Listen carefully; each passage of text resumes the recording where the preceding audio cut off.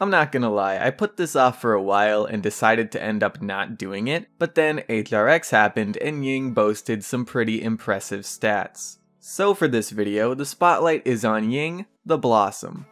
Now, before we get started, I do want to say that I know how you guys prefer ranked gameplay in videos where I'm specifically talking about ranked or esports, and I'm gonna be honest. When I play ranked, I'm either playing DPS or tank and not support. So today's gameplay is supplied by Lovely, a Grandmaster support main who you can find on Twitch using the link in the description below. So I highly recommend you doing that and giving her a follow. Also, throwing this out there, if you're a fan of Lily Pichu like I am, Lovely has a similar kind of voice. Anyway, on to the video.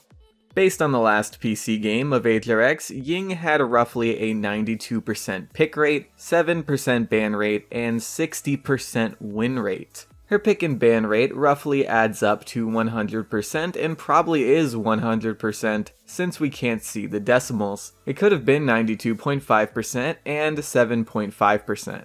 I didn't see every single game at Hi-Rez, but I imagine Ying was either picked or banned every single time, and if not, it was still pretty damn close. Now, why is this? What makes Ying so sought after? Well, first, we have to keep in mind that the support class often follows a rule of 2. And what I mean is there's normally only 2 good main healers at one time.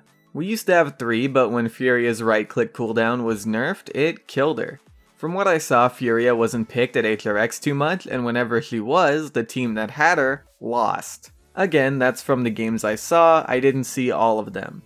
I personally haven't seen Furia in one of my scrims ever since the right-click nerf. We even picked Saris over Furia at one point cause Ying was banned and Damba was taken. Pretty sad to see how far the Angel has fallen. Now Grover also can be a really good main healer, but he's also a lot more situation specific than Ying and Damba, so he doesn't really count. So we are basically back to that rule of 2. The only 2 main healers that are normally worth picking are Ying and Damba. However, while these 2 are the only 2 main support picks, they are not valued as equals. More often than not, Ying is the one valued over Damba. Now this may be surprising because when you look at the 2, Ying only really offers healing due to her viability being tied exclusively to her life exchange talent. While Damba also offers a lot of healing but also offers a lot of utility through his CC as well. So you would think that because of that Damba would be better, but that's not the case.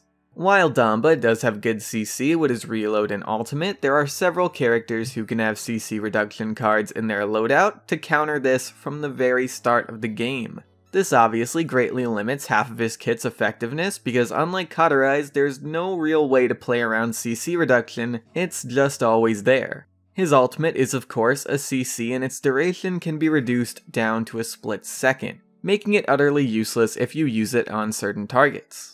Ying again only has healing to offer, but since Ying is the only support in the game that only offers healing, both her total healing output and her ability to spread out her healing are superior to any other support in the game. Boasting a targeted burst heal right click, 2 illusions that can be placed virtually anywhere, and an ultimate that can heal the entire team no matter where they are on the map, Ying is the undisputed queen of healing. Normally a team is spread out across 2 lanes of a map. Ying can have an illusion in both of these lanes. This guarantees that both sides have a source of healing at all times. Ying can then use her right click to help out the lane that needs more sustain depending on what's happening in the moment. Since Ying is constantly sustaining her entire team, her ult is coming up very quickly. Which of course is why morale boost is her most valued item. Her ult allows her to do something commonly referred to as gas pedaling. And that means when her ult is popped, it allows her team to hit the gas and push forward with much less of a risk to them since they receive so much healing. And again, since the ult can be up so often, Ying can empower her team to gas pedal very often as well. Another thing her ult is good for is that if Ying is respawning and her team is still alive but weak, her ult can be used to heal them all up from spawn, allow them to gas pedal, and allow her to teleport from spawn to them with her dimensional link. And that's a ton of value. So if Ying is valued this much for her high healing output even at the highest level of play, does that mean Ying is unbalanced? Well, I don't know if it's that simple. Since Ying has no real damage or utility, her healing has to be high since it's the only thing the character can do effectively. If her healing is on par with any other support, it wouldn't exactly be fair since any other support can do a lot more than only heal.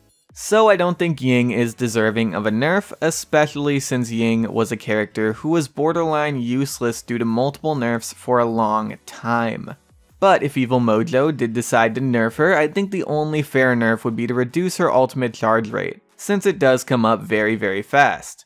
Again though, I'm not saying to do that, I'm only talking hypothetically here. If anything, other main healers could use a buff. Like I said before, we used to have Ying, Damba, and Furia, and then Furia's right-click CD nerf killed her. Reverting that right-click CD nerf would bring her back as an effective option again and bring more diversity. We also have Ceres, who hasn't been looked at as a highly effective main healer in a while. Buffs could go her way to give us yet another option. This would help balance out how often Ying is picked because with more options, it'd become more about, okay, what healer is good here, instead of, okay, we have two options, pick the one with more healing and no counterable utility. Now I am often asked to talk about builds in these, so I will go over the ones I feel are pretty standard. So what I either see going around is a build with Spring Bloom or no Spring Bloom, and they normally look something like these two. The biggest thing about the builds is Brittle 5. You always want Brittle 5 so you can use your right click as often as possible. Illusion health and uptime are also staple cards. Having health at 3 lets your illusion tank a sniper body hit, anything lower and it dies to it, but it does live against any other single primary weapon attack in the game.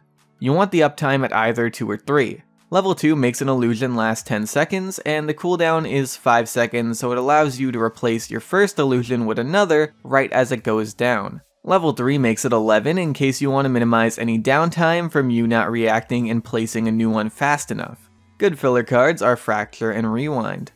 So yeah, that's the spotlight for Ying. Just wanted to explain why Ying was getting a lot of play and wins at HRX and make it clear that this character is the top healer right now. I do want to make it clear that I'm not saying Damba is bad by any means. Ying is just more valuable than him at this current point in the meta. I also feel that there are many more things that can go into deciding who wins a game than whether you have Ying or Damba. But I do feel Ying can give a team a bit of a boost in that regard sometimes. Anyway, that's pretty much it guys. I want to thank you all for watching. I very much appreciate it, and I'm gonna see you guys later. Bye.